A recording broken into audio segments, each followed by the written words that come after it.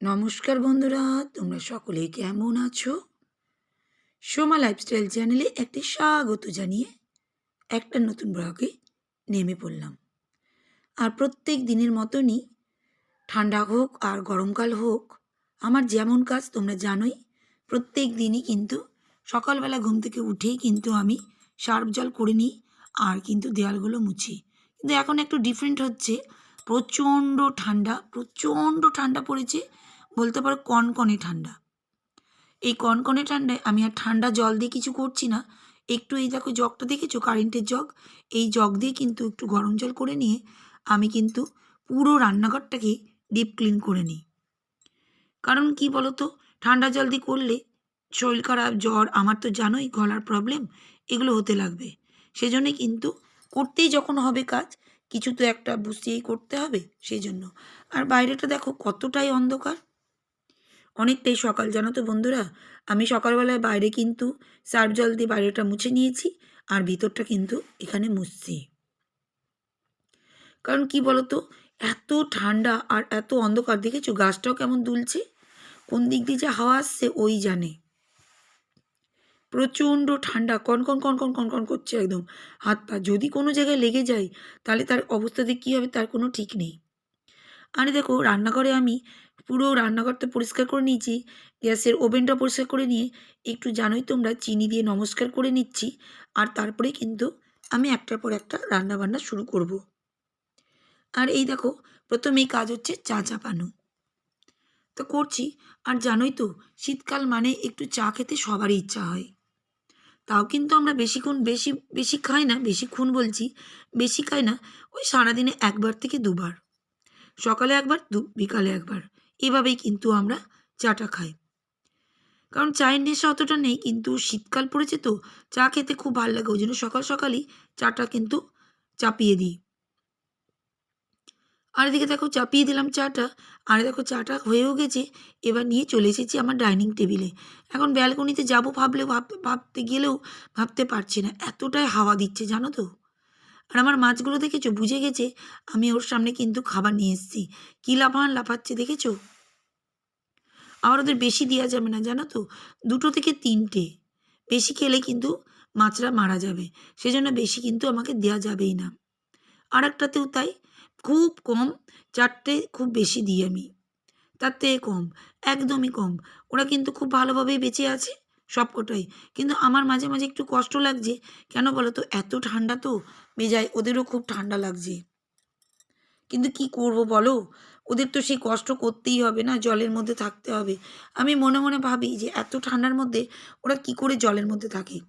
তাই সকালবেলাটা যতটা পারি এই সময় হচ্ছে আমি মাছগুলোর কাছে একটু টাইমটা স্পেন্ড করি। আরে দেখো আমি চা খাচ্ছি আর ওদেরকে কিন্তু দেখছি, কি আর বলবো তোমাদেরকে, খুব ভালো লাগে দেখতে জানো তো মাছগুলোকে, আমার খুবই ভালো লাগে। আর দেখো পেঁয়াজ কলিগুলো কিন্তু রেখেছি বাইরে, ফ্রিজে জায়গাও হয়নি। আর আজকে কিন্তু পেঁয়াজ কলি আলু ভাজাও করব। আর আপেল সেদিন অনেকটাই কিনে নিয়ে এসেছিলাম, এই দেখো 2 জায়গায় ভরে ভরে আপেলগুলো রেখে দিয়েছি। কারণ কি করব বলো তো, ফ্রিজে রাখলে তো এখন খাওয়া যায় না, ঠান্ডা তো, সেজন্য সেজন্য সবটাই বাইরে রেখেছি। কারণ ঠান্ডা আবার যদি আপেলের মধ্যে চলে যায় তখন আমার কিন্তু গলার প্রবলেম হয়ে যাবে, সেজন্য সবটাই বাইরে। আর বাইরে যে কনকনা ঠান্ডা, তোমাদের আর কি বলবো। আর এই দেখো হাতে কিন্তু আমি রান্নাঘরে চলে এসেছি, একটা মুলো কত বড় ছিল তার হাফ, এই দেখো, একদম কি বলবে। আর এই দেখো মাছ নিয়ে আসা হয়েছে, ফ্রিজে রাখা আছে, সেটাও কিন্তু বার করবো এক্ষুনি আমি। আর দেখো মশলাটা বার করে রেখে দিয়েছি আমি এখানটায়, তার কারণ কি বলো তো, মশলাপাতি ফ্রিজে রাখতে পারছি না, কারণ এতটা ঠান্ডা, তার জন্য আগেই বার করে বাইরে রেখে দিয়েছি। আর দেখো মাছগুলো বার করছি, মাছগুলো বড় বড়ই আছে, কিন্তু তোমাদের এখানে ছবিতে একটু উপর থেকে ভিডিও তুলছি তো ওই জন্য একটু ছোটোই লাগছে। এটা ছোট যে ইলিশগুলো হয় ওই ইলিশটাই আছে কিন্তু এখানে, জানো তো। তা আমি কিন্তু বার করে নিচ্ছি, দিয়ে ওইটা কিন্তু ফ্রিজে ভরে দেবো। কারণ আবার তো ভাবো কালকের জন্য রাখা থাকলো অনেকটাই আছে। আরে দেখো আমি না এই প্রথম নিজে হাতে কিন্তু মাছ কাটছি, কারণ আমাদের এখানে সবসময় মাছ কিন্তু কেটেই নিয়ে আসা হয়, সেই জন্য আমার মাছ কাটতেই হয় না। আর এই দেখো আমি ভাবলাম যে যদি না কাটে সেই জন্যই। আর দেখেছো দূর থেকে দেখেছো এখন কতটা বড় বড় লাগছে, 2 ভাগ কিন্তু মাছটা আমি করে নিলাম। যাই হোক, তোমাদেরকে আমার ভিডিও বলতে বলতে আবার ভুলেই যাব। সব বন্ধুদেরকে অনেক অনেক ধন্যবাদ। তোমরা এত সুন্দর সুন্দর কমেন্ট দিচ্ছ আমার ভিডিওতে এসে, তার জন্য। কিন্তু আমার ভিডিও খুব কদিন ধরে খুব কম দেখছে। আমি জানি না কেন, আমি কি ভিডিও ভালো দিতে পারছি না? এটাও আমার একটা বড় প্রশ্ন। তো যাই হোক, তোমরা যে কটা বন্ধু আমার ভিডিও দেখেছো, তাদেরকে কিন্তু আমার মনের থেকে বা আমার চ্যানেলের থেকে বা আমার নিজের থেকে অনেক অনেক তোমাদেরকে ধন্যবাদ। তোমরা এত সুন্দর সুন্দর কমেন্ট করছো, আমার ভিডিও দেখছো, লাইক করছো, কমেন্ট করছো, এমনকি অনেকজন আমার চ্যানেলটাকে হাইপও করে দিচ্ছে। সত্যি বলছি, তোমাদেরকে আমার তরফ থেকে সোমা লাইফস্টাইল 21-22 চ্যানেল থেকে তোমাদেরকে অনেক অনেক ধন্যবাদ। আর যে বন্ধুর চ্যানেলের আমি আজকে নাম বলবো, সেই বন্ধুকে সবার আগে অনেক অনেক ধন্যবাদ জানাই। তা বন্ধুর চ্যানেলের নাম হচ্ছে সোনার তরী। 5.28K সাবস্ক্রাইবার, 3.7K মাত্র ভিডিও দিয়েছে। দারুণ সুন্দর চ্যানেল, দারুণ বড় ইউটিউবার। তোমরা কিন্তু সবাই একবার করে দেখতে পারো। আমরা সবাই সবাইকে যদি সাপোর্ট করে চলি, দেখবে আমরা কিন্তু সবাই কিন্তু একদিন বড় হতে পারবো। ঠিক বলেছি না বলো সোনার তরী বান্ধবী? তোমার চ্যানেলটা খুবই সুন্দর নাম, আর তুমিও খুব সুন্দরী। তো তুমি যেটা কমেন্ট করেছো সেটাও সবার সামনে তুলে ধরি। তুমি লিখেছো গুড মর্নিং তোমাদের, সরি, গুড মর্নিং, আমাদের এখানেও প্রচণ্ড ঠান্ডা গো। তুমি চাদর পরে কি সুন্দর করে কাজ করো, আমি তো পারি না, দিয়ে দুটো হার্ট চিহ্ন দিয়েছি। সুন্দর ভিডিও দিয়ে দুটো হার্ট চিহ্ন দিয়েছি। ধন্যবাদ বন্ধু, এত সুন্দর তুমি আমার চ্যানেলে এসে কমেন্ট করেছো তার জন্য। হ্যাঁ বন্ধু, কি করব বলো, ঠান্ডার চোটে পারছি না তো। কান মান ঢেকে কিন্তু চাদর ঢেকে কাজ করা যায়। এত ঠান্ডা জানো তো, আমি তো পারছি না, ঘরের মধ্যেই সব কিছু, তাও কিন্তু যেন খুব কষ্ট হচ্ছে। সেজন্যই গো চাদর মুড়িয়ে করতে হচ্ছে। খুব কষ্ট হয় চাদর মুড়িয়ে কাজ করতে, কারণ কোন দিকে গ্যাসে আগুন টাগুন লেগে যাবে আমার সবসময় ভয় লাগে, জানো তো। তুমিও নিশ্চয়ই পারবে, দেখবে ঠান্ডা লাগলে কিন্তু সবাই সব কিছুই করতে লাগে। আর তুমি বলেছো খুব সুন্দর হয়েছে ভিডিওটা, তার জন্য বন্ধু তোমায় অনেক অনেক ধন্যবাদ। আর এভাবেই কিন্তু তুমি চলে আসবে আমার প্রত্যেক দিন কিন্তু ভিডিও দেখতে। তুমি এক একটা ভিডিও দেখছো বলে কিন্তু আমার ভিডিওটা আগাতে পারছে।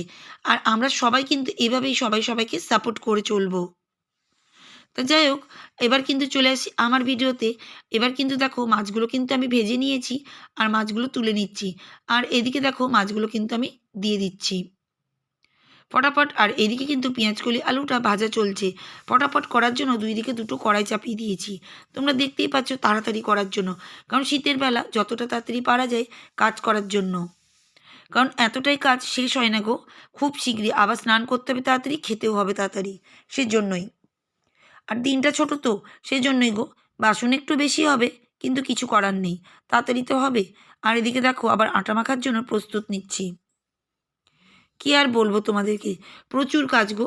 এই দেখো সব কাজ টাজ হয়ে গেছে, এদিকে চলে এসেছি। আর পেঁয়াজের যে শিকড়গুলো হয়ে যায়, আজকে কিন্তু তোমাদেরকে দেখিয়ে দিচ্ছি, প্রত্যেকটা জায়গায় আমি কিন্তু লাগিয়ে দিয়েছি। আরে হোক না হোক, দেখতে তো সুন্দর লাগে। এই দেখো ফুলটা কি সুন্দর লাগছে না, দারুণ সুন্দর।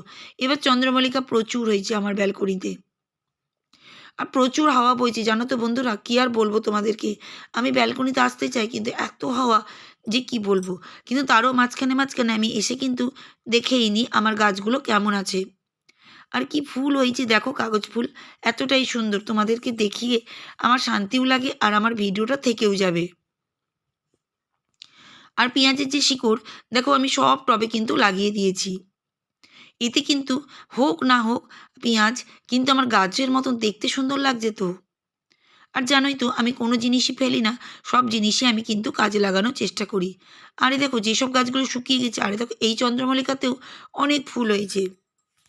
যেসব দেখেছো গাছগুলোতে জল নেই, শুকিয়ে গেছে, সেখানে একটু একটু করে জল দিচ্ছি। আমি বেশি জল দিই না, একটু একটু করে প্রতিটা গাছে কিন্তু জল দিয়ে দিই।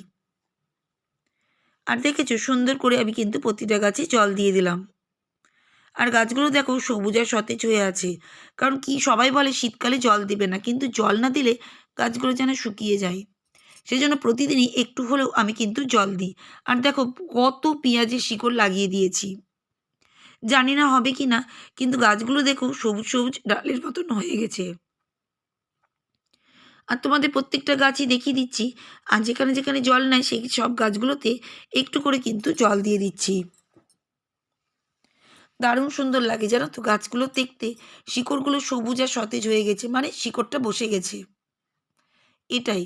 আর এই দেখো, এখন আমি চলে এসেছি ব্যালকনি, ব্যালকনি নয়, এটা আমি কিন্তু চলে এসেছি আমার দরজার বাইরে। হ্যাঁ, সেই বাইরেও কিন্তু ওই একটা পাতাবাহার গাছ রেখেছি, এটা তোমাদেরকে দেখানো হয়নি। ক্রিসমাসের দিনের একদিন আগে থেকেই আমি কিন্তু রেখে দিয়েছি গাছটা ওখানে। আর গাছটাও কিন্তু সুন্দর আছে, কিন্তু গাছটাতে জল দেওয়া হয়নি গো কদিন। আমার দরজার দুয়ারে তো এর আগেও রেখেছিলাম, তোমরা নিশ্চয়ই দেখেছিলে। এবারও কিন্তু আমি রেখে দিয়েছি। দিলে না দেখতে খুব সুন্দর লাগে, দরজার দুয়ারে দুয়ারে গাছ থাকলে কতটা সুন্দর। আরে দেখো ছাদে চলে এসেছি কাপড় চোপড় মেলতে, আর একজনও আছে গো, গল্প করছি আর কাপড় মেলছি। এতটাই ঠান্ডা, দেখো ছাদে কিন্তু একটাও রোদ নেই, দেখেছো তো, এক ফোঁটা রোদ নেই। তোমাদের আর আমি কি বলবো, ঠান্ডায় থাকতে পারছি না জানো তো, এতটাই ঠান্ডা লাগছে। তাই আমাকে আমার আরেকজনা বান্ধবী বলছে, তুমি তো বডি ফিল্ডার হয়ে গেছো গো। আমি বলছি না গো, এই যে তাড়াতাড়ি করে কাপড় মেলার জন্যই গো, তাড়াতাড়ি করে মেলতে চলে এসেছি। মেলে টেলে তারপরে গিয়ে সোয়েটার মোয়েটার পরবো। খুব ঠান্ডা লাগছে জানো তো, প্রচণ্ড ঝোড়ো হাওয়া, আর একটাও রোদ নেই। তা আমার ভিডিও কেমন লাগে তোমরা কিন্তু কমেন্ট করবে। তোমাদের কিন্তু এক একটা কমেন্ট আমার কাছে ভীষণ অনুপ্রেরণা জাগায়। তোমাদের এক একটা ভিডিওর কমেন্টগুলো আমি যখন পড়ি না, আমার খুবই ভালো লাগে। আরে দেখো সব কাজ করে আবার তোমাদের দাদাভাইয়ের সঙ্গে বেরিয়ে পড়েছি। এতটাই ঠান্ডা লাগছে যে তোমাদের কি বলবো, মুখ চোখের অবস্থা দেখেছো কীরকম। তো দেখো আজকের মতন আমি পালাতে যাচ্ছি, নেক্সট ব্লগে আবার আসবো।